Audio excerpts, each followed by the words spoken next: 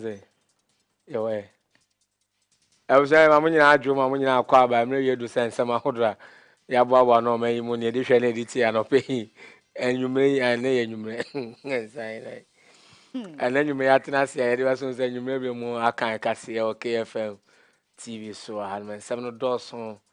any algebra that year they ever some. I very go our TV, so if your offices, any baby, social media handles on KFM TV GH and no Facebook and after YouTube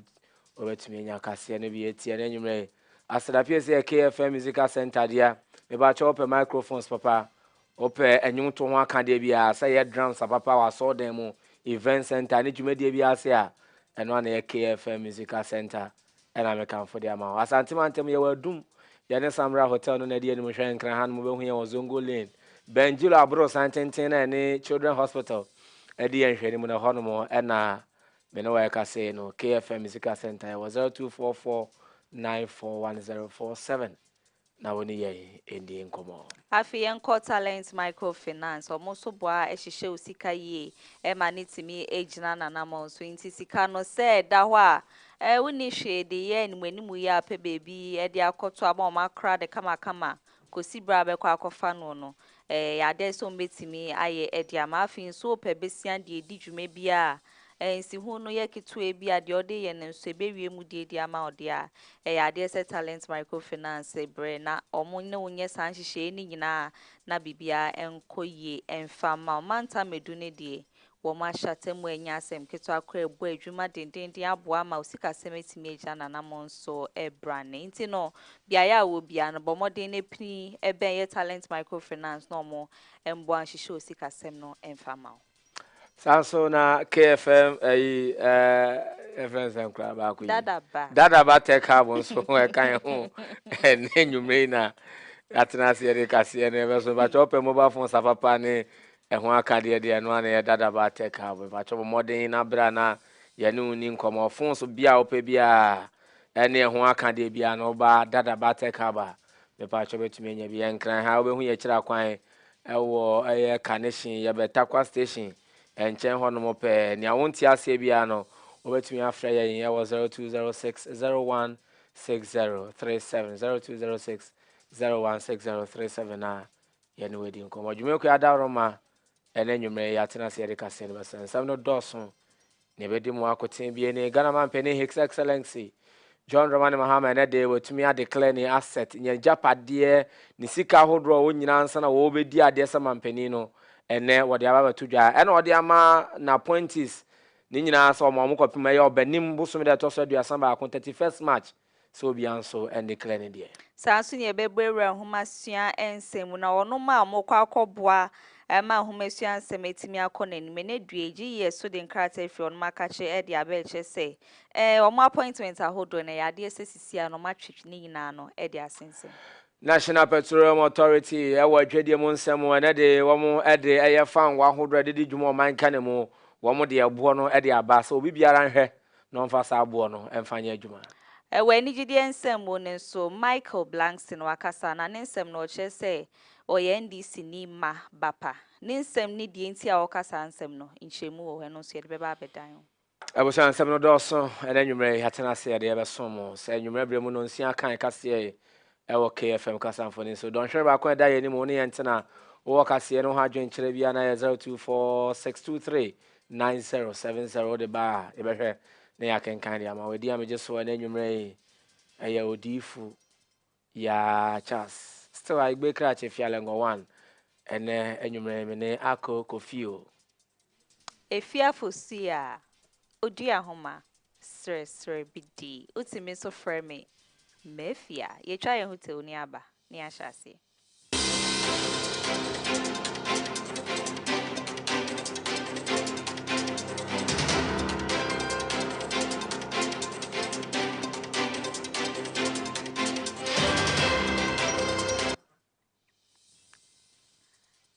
Ebusia yenda masi bebre nsan so mo akwa ababiem na enenwumre no yeda masi se efidie no eguso ada KFM TV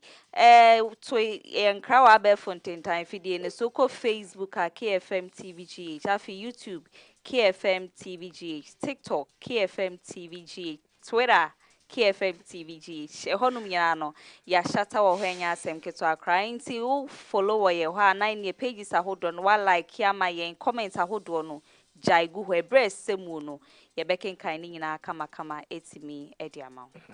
na o se twe hu Twitter jera Twitter asan na so mfa na X na Twitter ene obi biara o mpana dada wo ho bia na na amane din ne kra gba ye kama X you are my X me or X you are my X you are X na say we yes I X ni bi Yes be we XP the X EX that they mpana has a twen woni dada na ne jai no okay tin sunsun ewu alright ye de nyamias e busu ayen to akase no so ayen hye kase na se emfa mamona amamna ye di bo man Ghana afia hankro de okromie ofa enu mu awo eye public eye act en honmo no wo mo de atodwa wo act 1998 subsection eye 550 no se obi a yebeto abade ama asema mpani wo ene soafo ene aban dwuma ani bi a yebeyi wo pani dibre bi e no se ne edikan o ma ye hu wajapade ahodo a wo nyina ebra wo bedi ade emfie nan na emfie nan na chi eno so asan ma ye hu ajapade ahodo a wo na esa japade na bi ye sense ase o banks ahodo sika edamu japade ahodo awo adan ahodo awo sisi ene ehyen ahodo awo kita no esa odi ni nyina beto dwa na eno nanam so e ma kana mampene His Excellency John Dramani Mahama ene de watumi abodwa data e wo Jubilee House afrem penimfo ena afede e auditor general ene attorney general na odi ashom nsa se mpamcho me nkrata nie me wadan kra sei me bank account me opepepe se na pounds de dollars de euro de cedi de ni ene wade ni nyina e de ahye won nsa se no metumi nsa mpa oba be di ade no na wei ene ekura no emfie na no nso kwa wie no wei ene no nso ekura no na no mu ena mampani His Excellency John Dramani Mahama ede ne nsem no ede tudwa no wo kire mu se wo hye na so afo ni nyina ene ne appointees ni nyina so mo ekopem e obanim bosom de to so aduasan ba kon 31st March wo eye afia mo 2025 so wo bi biara wa mane dibre bia na so ye soafo bia no on be declare ni asset na Ghana ni bia na afede attorney general any auditor general department no won mo entumi ehu eno akiri na nkwanko ban so ochina ye kan se ni wo ba na unkita kawe na e ba ne sen na onya kawe ene na wuni dan we e ba ne sen na onya dan we se na betumi abo ama periperi ye ne nukradie keta sese ne jurumudie pre kan de obetumi etu ase efi na memumu na ebra mampani ede ne nsema etu dwasan so bi nsi chodomato anaka akum ye gine kwakuo no mutine His Excellency John Dramani Mahama. Simple but brief, very important act of presented my completed assets declaration forms to the Auditor General as required by Article 286 of the 1992 Constitution and the Public Office Holders Declaration of Assets and Disqualifications Act 1998, Act 550. Ghana's assets declaration regime and its related activities have often been shrouded in secrecy, and only unless in special circumstances, compliance is often difficult to measure. In times past, I would privately have presented these forms to the Auditor General in fulfillment of my statutory obligation. I've taken this step of presenting these forms publicly as a way of injecting some openness and transparency into the process of assets declaration. I've always maintained that while it is all well and good to punish corruption, a more effective way of addressing the canker is preventing it from occurring in the first place. I honestly believe that if properly curated and enforced, the assets declaration process can become a sustainable tool for tackling corruption. Corruption by nature is insidious and thrives under the cover of darkness. The more light that is shown on it, the more likely that it will be fought successfully. I've also taken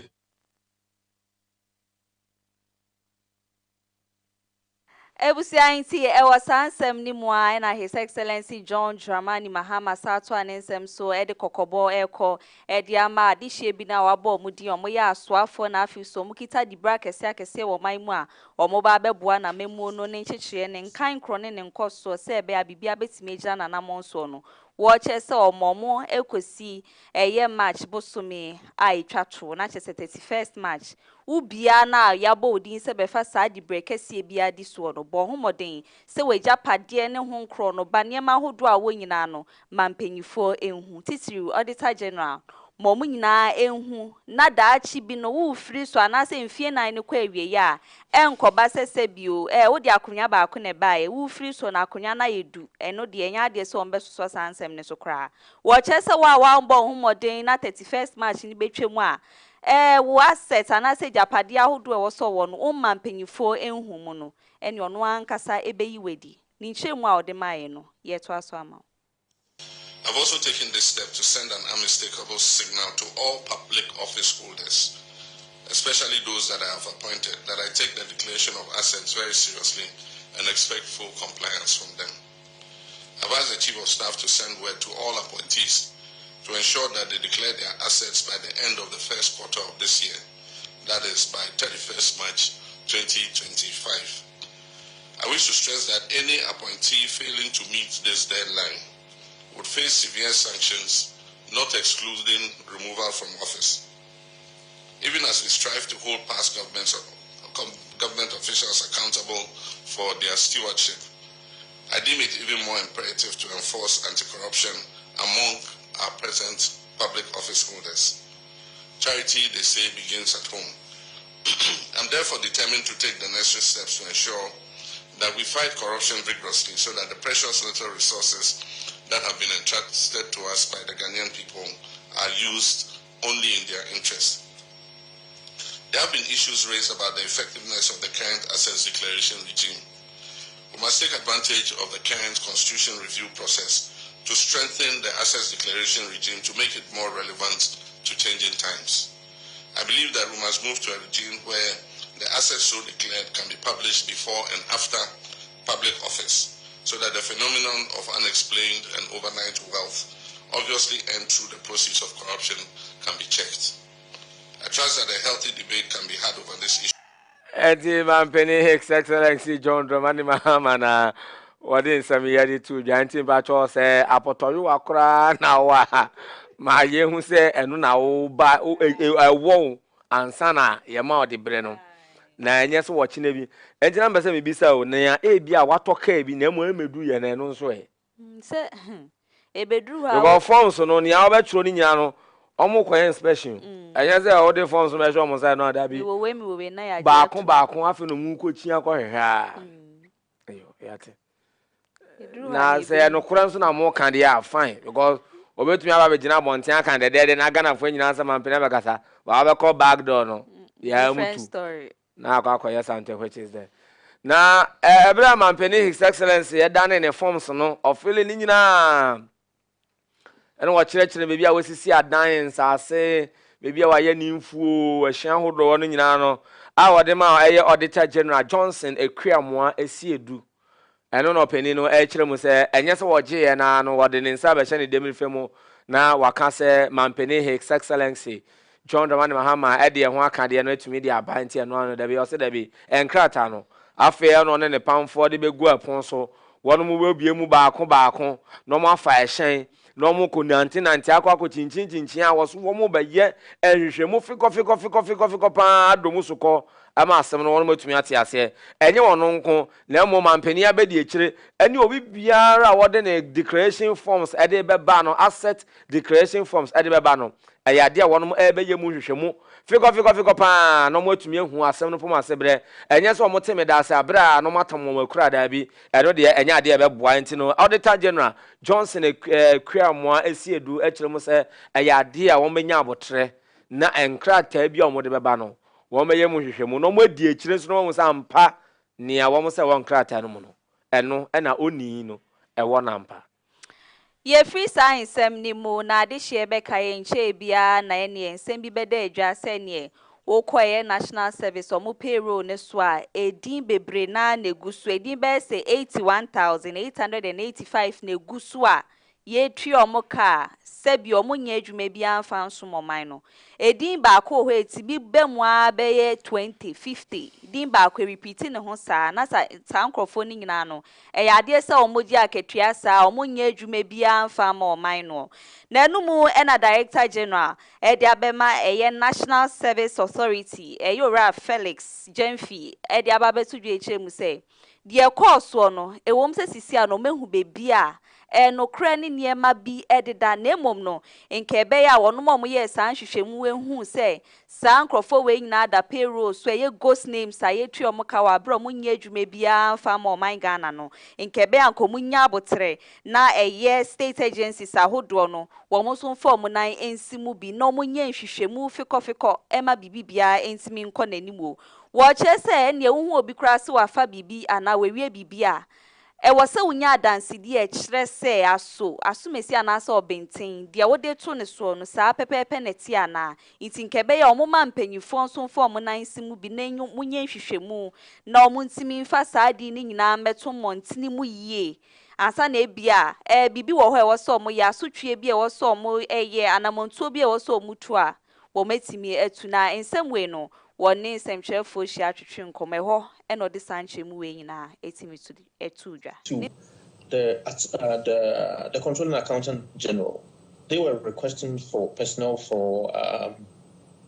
payments for I think 128,000 people at some point for a month, and at different levels. They were requesting for an amount of 113 million Ghana cedis. I think for October and in November they requested for 128 million. We in January, in these same months, because they did not pay and we came to meet, and we did our checks and our review, we presented 70,000 for each of the months. So we requested for actuals, and I think that is where we had gap of 81,000 coming up. Those numbers cannot be the same as 220,000 or 180,000 or so. So I'm urging caution here. So that, and then mind you, the people we are accusing are not speaking on radio. They are not coming on TV to say anything. We are rather giving them information to prepare their case. Let the BNI work in the quiet of all these things and put up very solid case that can be actionable in the court of law. Other than that, we risk derailing a prosecution if we have one. I was saying, come say you make us say okay from Casanfoni so any ocean won't feel concurrently. I say, officers in the baby piano, I bet for that on my KFM TV GH, Facebook, and YouTube. If I just subscribe or like a page in the WhatsApp, more be share now and send to me. Can you Tribia? I work at CNMO 0246239070. TikTok also a KFM TV GH with me. I can't home. I will honor now. Oh, TikTok no a dinner then. Efia. I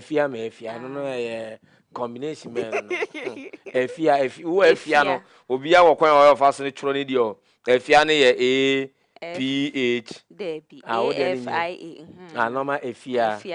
nkwanta Efia _Mefia. Okay. Ente bo so amune na chi wo no mo Efia _Mefia na mudu ho no mo sa mo hwe Odiyifo Yaw chas no so TikTok na bibia na tumi akon kan ye nto akase no so abato no de ya to awie last year kura amamai mampani we di 2 years 2 months nsai open table nyanwa amba say yes anto ababo fro kura okroma asani ya mai slow kura edi mampani anya bosome mienu ni ekira woko na abato mbeso baako ye kan abato mbeso ni nyina no na ya hanu edioson insia 276 na won se amno ka se de e ya hanu edioson enum 275 mrahebedwafo ene ono mo wo eye mrahebedwafie baako de wo da so te bench na eno ya blekuma not na ne yakoba ye ne abato no de ya to awie se o afa ya yi asoafo ne empenifo mo da aban nwumeku ni nyina no na ablekuma no fo nko ade maami erabna obin se wono no wini enti wakwakoye billboard and o say I'm grateful just many aso pa ena maami ekuafriye eye former China ambassador o no san ye former MP kura de ma ablekuma not ena Sheila Battles ekokotu no ena ono so koye billboard kese Thank you, Ablekuma. And no movie no dia kwako si Hansonic Junction. Oka Hansonic na bia onte da. Na e friend Dansoma Junction. Dansoma Junction. Edina nka say Hansonic Junction. Na enro anwumre ya da sorry ya wono mo de yanim nipa ko okoyesa. Rabna budia no mpodie Afia me se ye twani nyina ne tipo ni ho na mo no akua firi ye die no me se me ba me fa ho akua firi de na etwa no fiti ne kon ase ha no ba pe ha ento no ye hu ni ti no ba Rabna obin de ne de ni ti ya wan finfini nyina ne ya kan nche ni se o so sa kwa no obeye great architect pa eno wa design ti me no ka se no na eno kokko ba ne sa no akoko dane nchi wa show pa ewo Ablekuma not empeso ano so de titiro Dansoma Junction ho ade ko asoro dan ho ade ko akoko photo say ku efiri ye no ote Dansoma asoro dan ho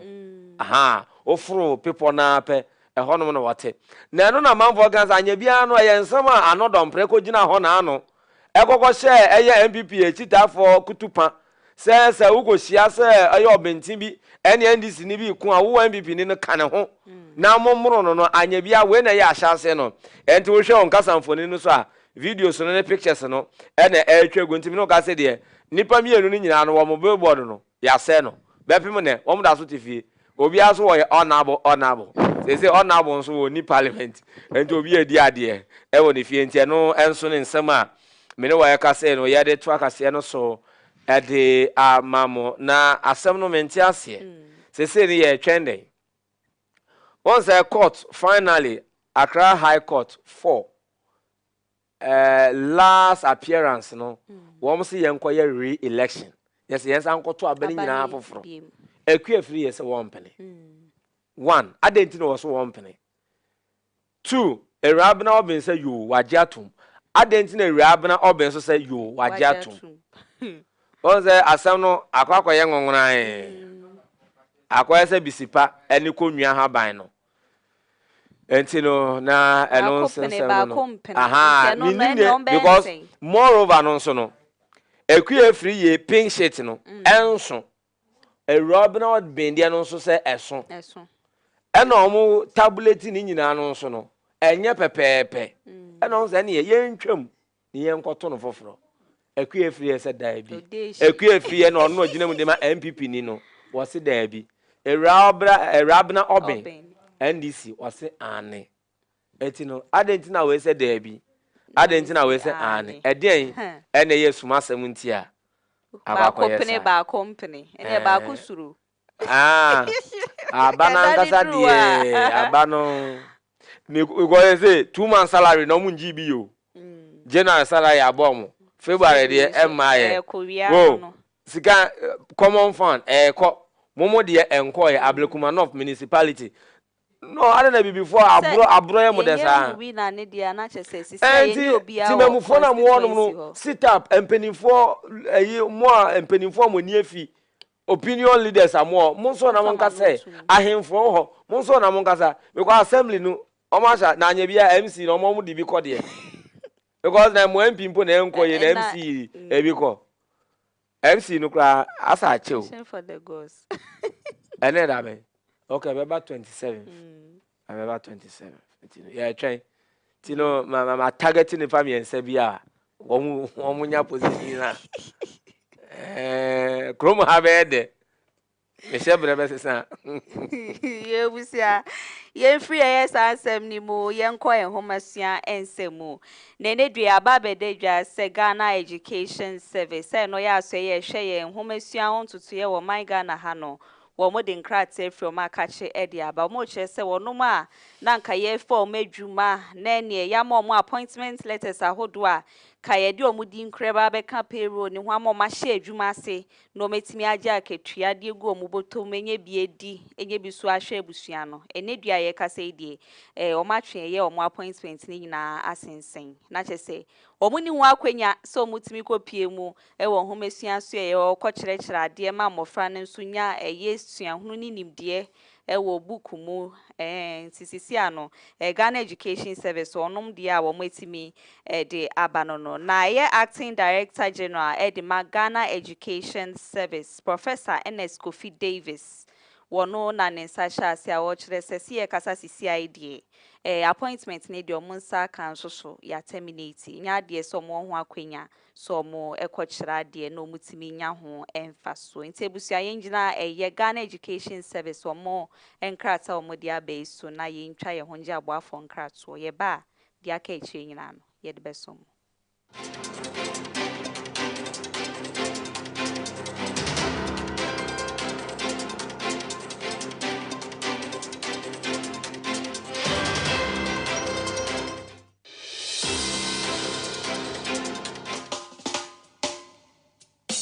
Are you a musician, church, band, school, or an audio engineer looking for professional audio equipment for your work? Don't worry. KFM Music Center has all the equipment and instruments you need.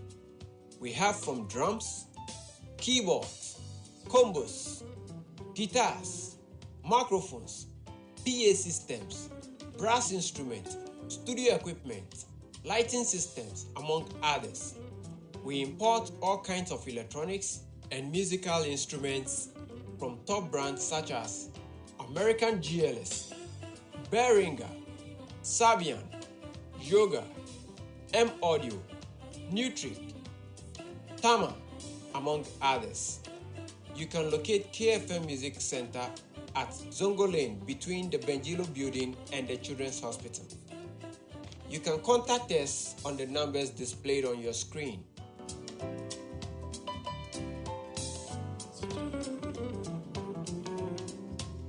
KFM Music Center, where quality costs less.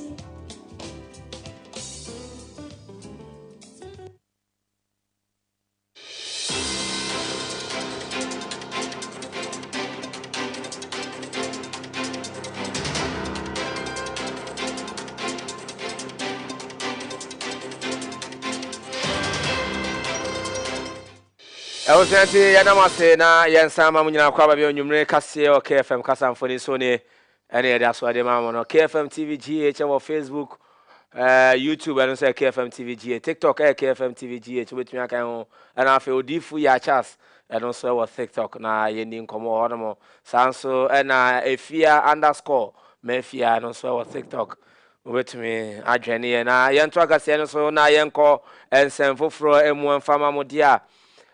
swafo no na hwe human sam so man kare mo no a ana wayem na hye bedwane ma de hye wano mo wa Tamale Central abato mpeso so no nyamfo Haruna Idris wono ene ne de waba mountain wo kire mo se na betumi aboa ema ye human tumi afa ne ntoma pa de fra na ye mabunu ye nkola ye wofase wo mo so mo adwum betumi abo bi no mo hu de na enkokoko so beko wie school na obizan say what is the alphabetical construction of your human dignity kra no say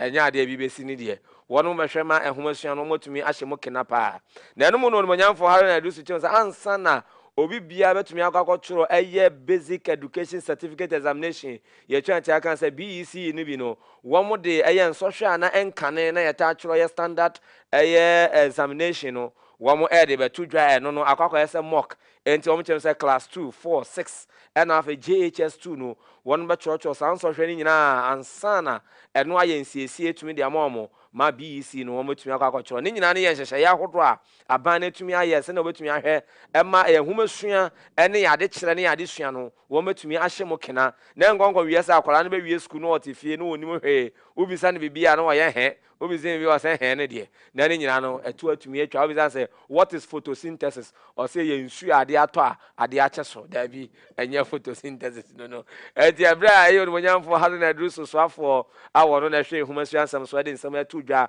eye enura de no ni kiremu a wode ma ye eni. I am also happy to announce that a national standardized test will be introduced in Ghana through P2, P4, P6 and JSS2. And the intention is simple.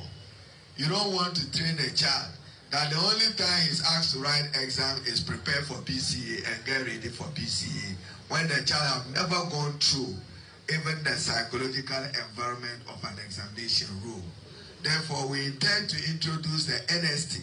a national standardized test, which will introduce children to prepare for the world of an examination tomorrow as part of our improvement to quality assessment in Ghana.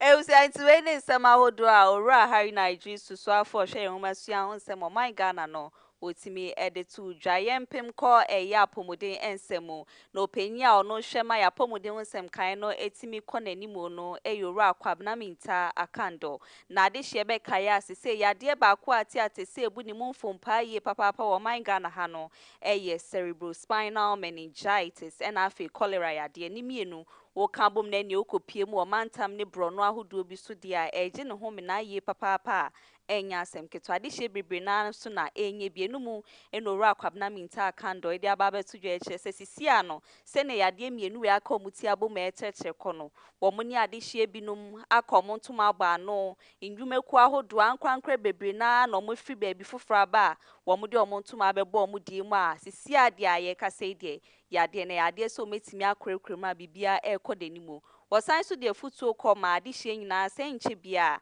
nsuo betoto nsuo toton so so a na chese fi ni ade bi beyi ni ti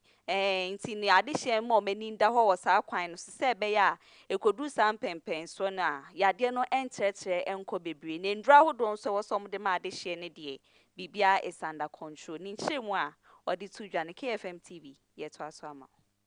And I can confidently say that the situation is absolutely under control. Our health professionals are on top of the issues, and as we have already indicated, WHO has also swiftly dispatched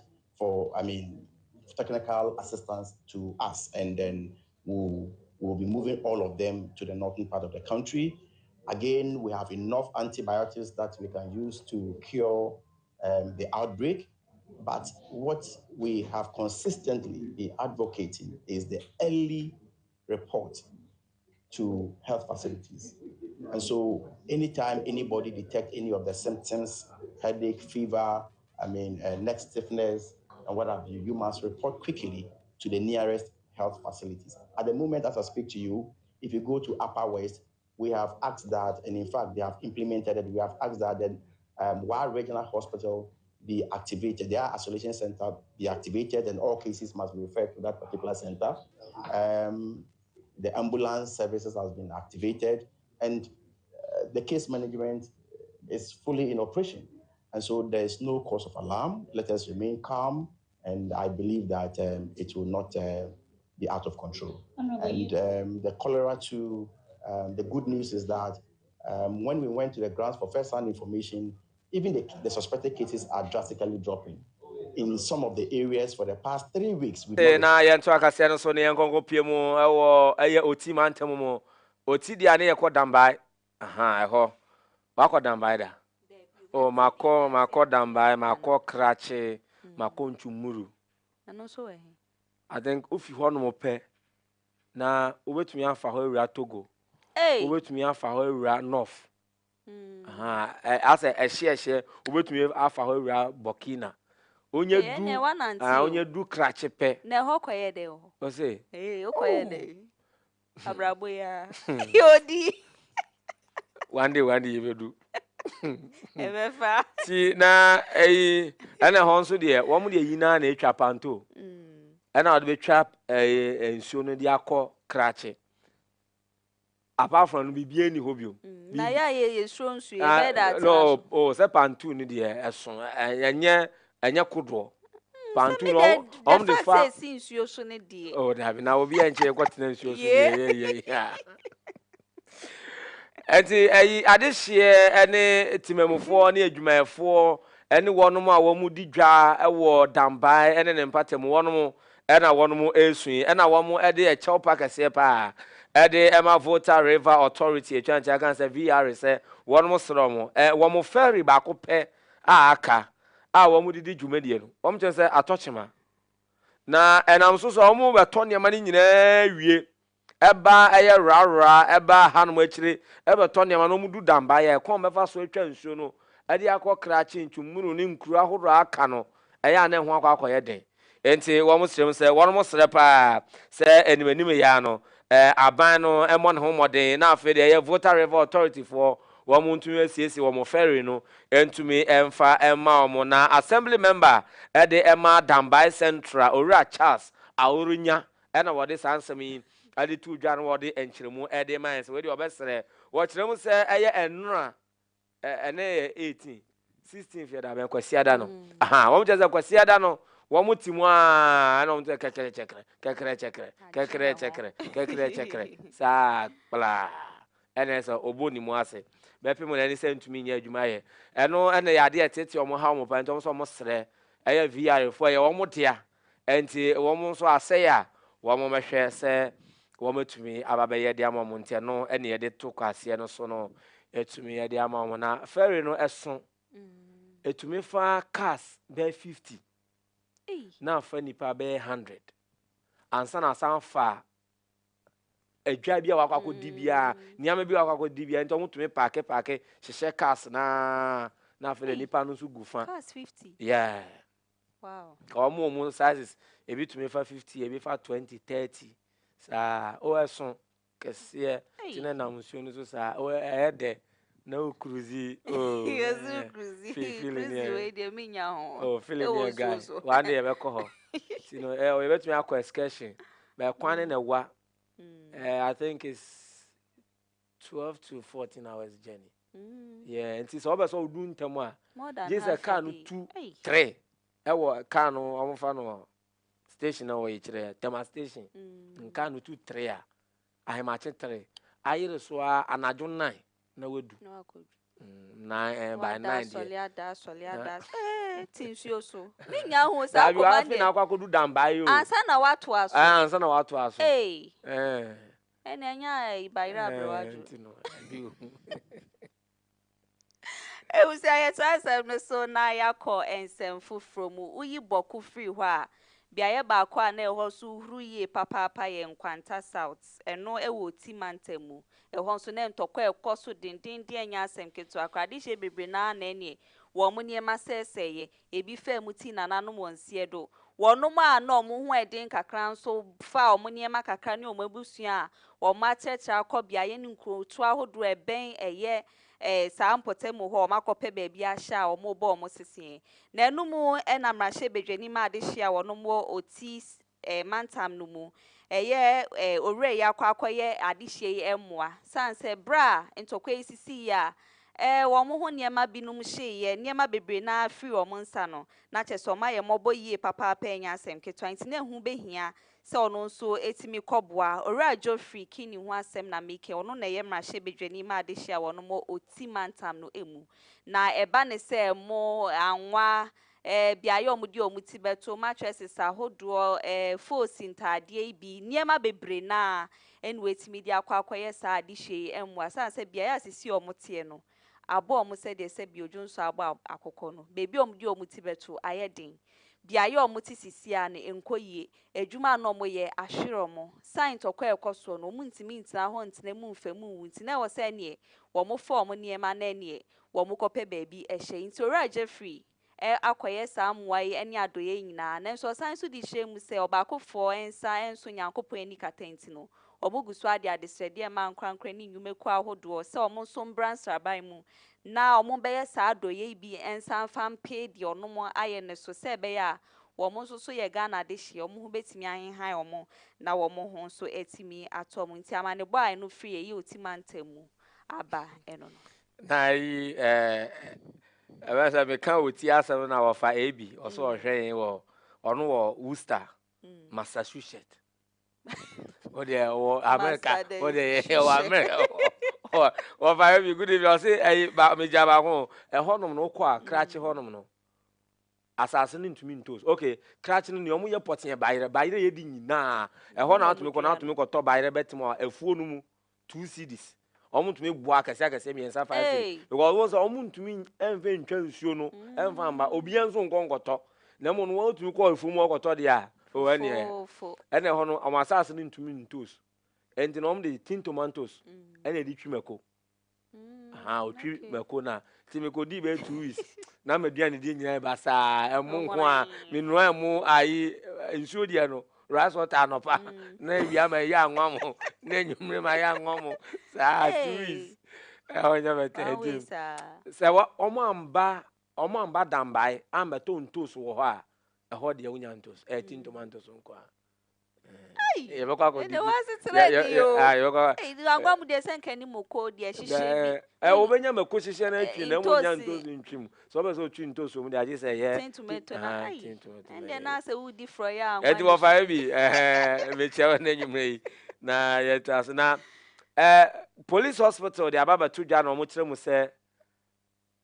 emu be ya ahanu 200 ene wo ho ne di ka omo hu omo busuafo wonu mu hu omo di hye bia enjo mo je so omo be ye mass barrier na se wo mo be kan mu ni nyina agbomu wo police hospital hono no nyame adom a ofori sobusum da eteso eduonu wotwe ene edo mo de ato ho wow wumu no anasa odi hye bi eda police hospital mortuary na wontumi anko je no 28 February de wọ́n mẹ́sẹ̀ sáyẹ̀ mú náà wọ́n mọ̀ ọ́kye wọ́n nyinaa kan bọ̀ mu akọ yẹ mass barrier akọ tó amuna kẹsíẹ́ bi ẹ̀dùn ọmọ nyinaa gu mu na wọ́n akata ọmọ so kora nti wẹ́ẹ́ ní amanebọ́ ní nsẹ́m a ẹ̀no nso efiri ẹ̀yẹ post hospital mpanyinfoɔ nkyɛn de ba yɛ de to akaseɛ no so etumi ɛde aba mu na yɛ betwɛn wɔn akɔ gye aboafo nkra to na mu yɛ kaseɛ yɛ na mputupuru ama ne etumi aba ne wɔn sɛ n'ano dwoada ɛna ken oforiata owura kese jabe de beto ja so ye wanted won mo ni din de fi wanted list no mo owura kese jabe nkire mo se oforiata a kire se ncha obeba Ghana wo so onwane ye ncha obeba Ghana enti no office of the special prosecutor wo yi ni din e de fi wanted list nje se ba ncho nje onye wanted bi onye wanted bi enti ba onye wanted bi wo so obeba Ghana wo se ne ho mfa no wose na ya wo ha na awode no na kpokpo blible si ni so tokoja ya santi kpokpo de blible ya o santi enjina wo so ne ntwa ho to ne mbra na ye ba ye be de kase no be ko agedie nsemu e de ama ho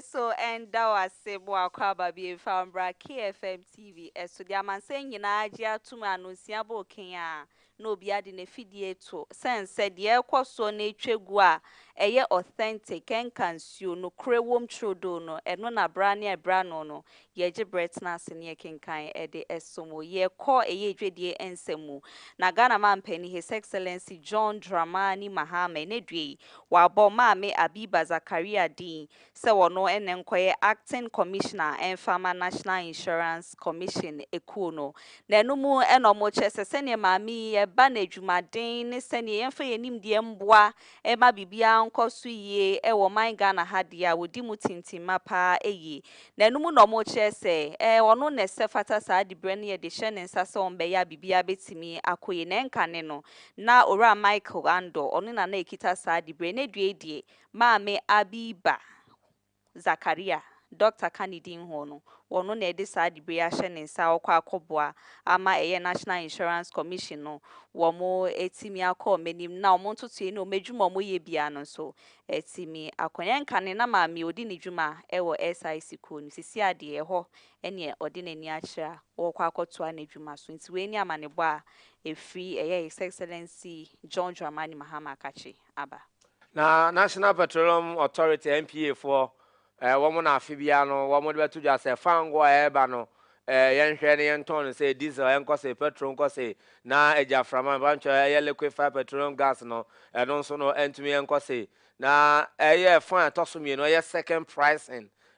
boa hodro ya mutade totoso na tosumi no wo gifo busumi dan mu no won atumi dia ba na nam so won ahye oil marketing companies OMC fo ni nyina na afi LPG marketing companies say won mo hwe na sa boa hodro mo dia beto dwa no won mo hwe so matumi de aye adwuma ebo no hya se de fie ya ogifo busumi dan na toso dunsia ekopem aduonu wotwe na won mo hwe so mo de sa ebo no betumi de aye adwuma nti ugogo pie mu ewo petrol honom na 12.56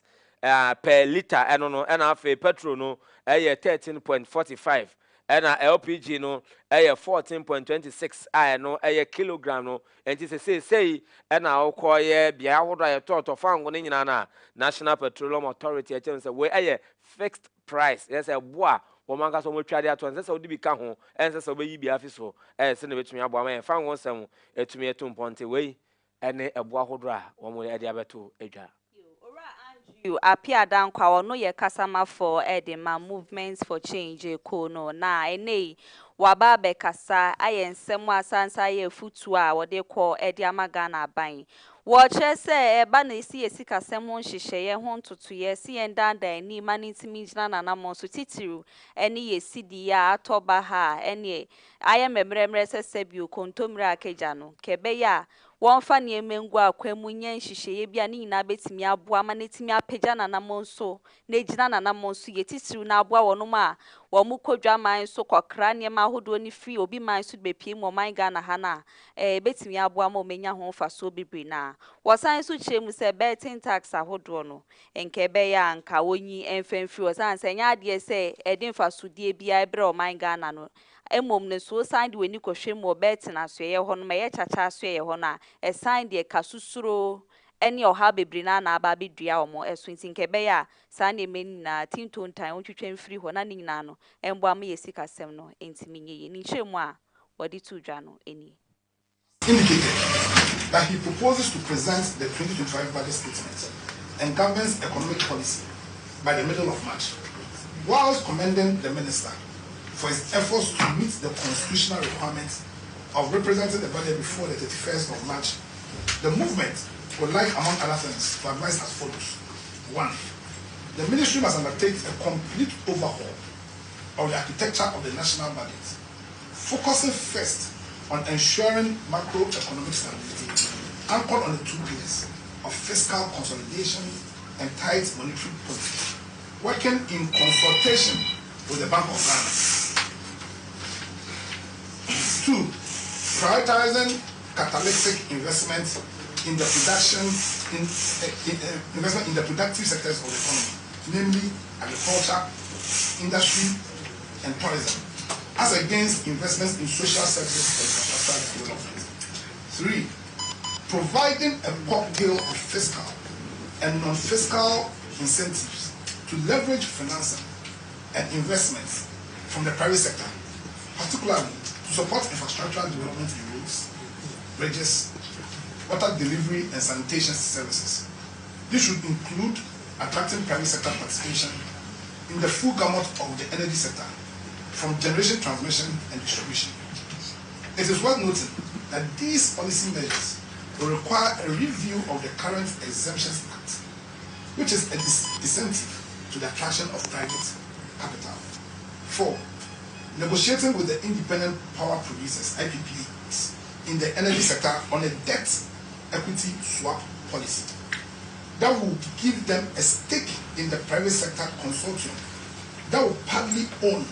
and manage the energy sector assets of government. 5. Abolishing some of the nuisance taxes, including the e-levy, vetting tax, COVID levy, and fumigation levy, to replace the shortfall in revenue that will be occasioned by the removal of the above-named taxes, and to optimize government revenue in general. The ministry should effect an increase in VAT from the current 15% to 17%, but separate the calculation of VAT from the NHIL and GEF fund in order to avoid compounding the calculation. Alright, and semi so na ye de dwedi nsem a ye de to aso no e de esi. Ye twa ye ho ye ba ye kwa ani gide ensem. And I'm going to international. When now kwa international. I'm going to foreign. Yo enti ye twa ye ho ye ba ye ko Falling. ye ko obi man so. Thank you. Falling high.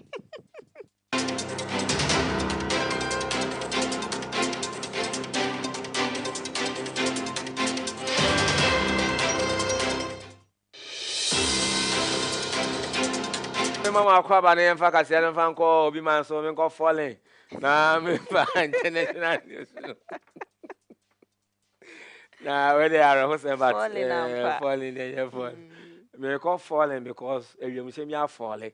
Aha, international me call falling. Na mo nya say.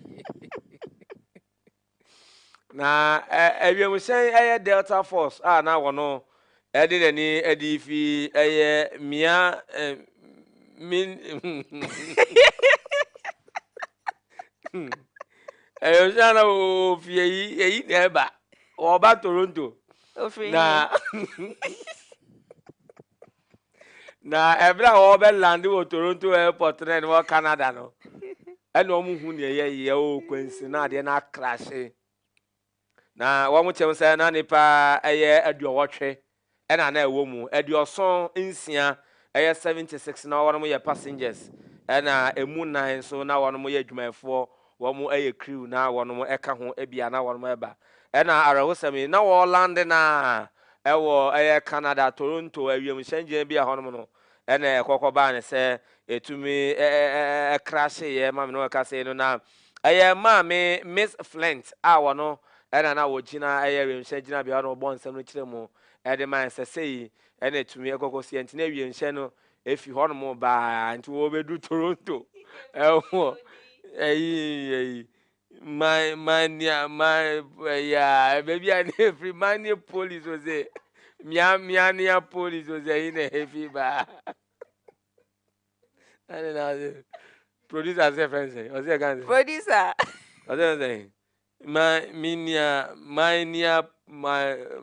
police. Say mia police was there. Mia police was there. Minneapolis. Ayo. Engineer you say if Minneapolis ana o bana. Ayo be crash. Enyo kasa. Zade nze no ma chro no. Ube di ke hu man. Na we hu nia, na we hu poli no. Anti Minneapolis. Nkro. Anti na mo no ya ni mo ka se de amane bo chem se nya de obi a ho kan ye. Obi a mfiri mu. Nipa be ye nan no mo ho kan ye be no kra no. Ba ko na ne de na mu odin pa. Na mo no mo aka nya de omo ye sound, omo ye safe. Na se wo mo ho atom na bibia ntumi konkan no. Nti ye de be si ha na etwan ho. Na ye be kwa wie kase no ni gedi ensam ye twan ho tewaba. Ye ba ye beto so mo.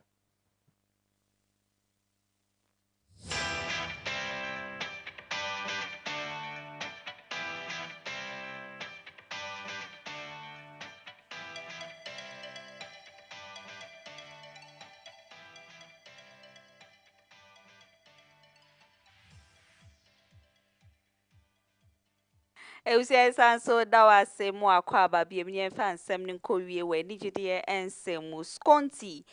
ba no se produce na afen so anwum to o man Ghana ha wo bo ne homodin ewo mu ye nya asem keto akra na sene nkofo bebre pe no do ne nwum sign ne nwum bi sene okeka ne lyrics ne ade ebo ma omudi na chida no wo chese sisi a no wo de saa di bre ne bibia to nchen a wo kwa akoboa ye kwa okese ono nso ye nwumtuni na chese wo kwa akomanage no a produce ne nwum ahodo na nya asem keto akra chese wiase de obi anim de obetimi aye no de ohwe ne ho ewe ne ho a enwum ne de onim to ne mom no wodi ato baby a okwa akoboa eye kwa okese ne nwumto adwuma na eno nya asem keto akra but ayenti a osi saa ejinaye no woni nsɛmhwɛfo hyɛ hɔ ɛna wɔde sansɛm we nyinaa ɛtu dwa kyerɛ sɛ sisi a ne deɛ sɛnea wɔboa no ne nnwom a wɔyɛ sɔfo wɔboa no ma ne ɛbɛgye ntere han yie papaapa wɔ man Ghana hanom ne deɛ wɔno ano gu so edi n'akyi no kyerɛ mu kora na wɔama ne gyina bɛyɛ sɛ 3 years ni a ogu so a still counting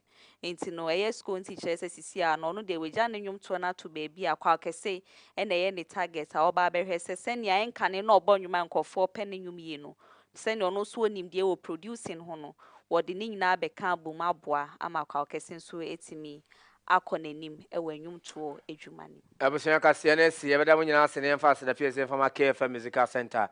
bebi eton eye anyum to ho aka de bia de wo ba betumi nya bi 0244941047 Afis yen kwa dadaba. Dadaba take up. Obodi ni dia na chese phone sa papa eti apo. Phone na efe ahodi wom. Udi di dwuma ebe chama ono dadaba enso ese bra na omuntimi embwa ope bi ache odofo bi uye dwuma nkwa nkra mo pe phone sa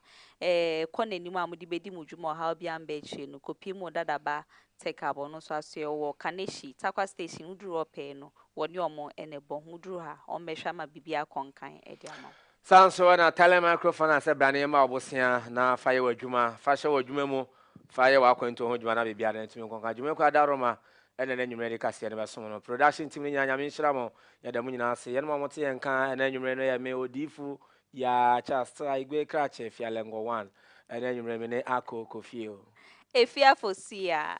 Oduahoma Sresrebidi from Afia eno so eka di ne ho mejesu yada mu nyina ase ama mu nyina mo ene hwanitia enyado